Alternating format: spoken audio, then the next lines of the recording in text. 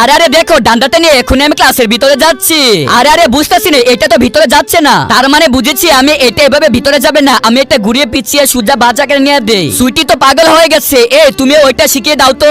দেখো সুইটি, প্রথমে এটাকে কেটে কেটে এটার ভিতরে নিয়ে যেতে হবে। বাপরে, প্রিয়া কি করতেছে এটা? স্যার এখন এটা আমি বের করে আনবো। রাজু ঠিক আছে, তুমি যাও, এখন দুটাকে আগে মারবো, তারপরে প্রথমে পুরো দরজাটাকে ভালো করে মেপে নিতে হবে।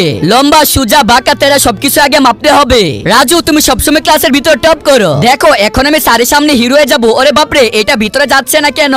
ওরে রে রাজু সালা, তুইও তো পারলি না। এখন তোমরা ভিতরে চলে আসো। বাপরে বাপ, এখন আমার কি হবে? রাজু তুমি সামনে আসো আর পিছন দিয়ে দাঁড়িয়ে পড়ো। এখনই ডান্ডা দিয়ে মারবো। ওরে বাপরে, ডান্ডাটাই তো ভেঙে গেছে। মেয়ে হাসি বন্ধ করো আর যাও আরেকটা ডান্ডা নিয়ে আসো। ঠিক আছে স্যার, আমি আনতেছি। বুঝলাম না, এই জায়গার ভিতরে তো ডান্ডা নেই, আর এগুলো আমি ফেলে দেই। গেট গুলো দেখি, এই জায়গা তো নেই। টেবিলের নিচে দেখি, এখানেও নেই। আচ্ছা কোনো কিছু পাচ্ছি না। রাজুকে মারবে তো বাইরে যে ডান্ডাটা আছে ওইটা সোজা করে ক্লাসের ভিতরে নিয়ে আসি। স্যার এই যে রাজুকে মারেন, এটা হলো ডান্ডা। ওরে বাপরে, এটা কিভাবে হলো? স্যার এখন রাজুকে মেরে মেরে ডান্ডা দিয়ে লাল বানিয়ে দেন।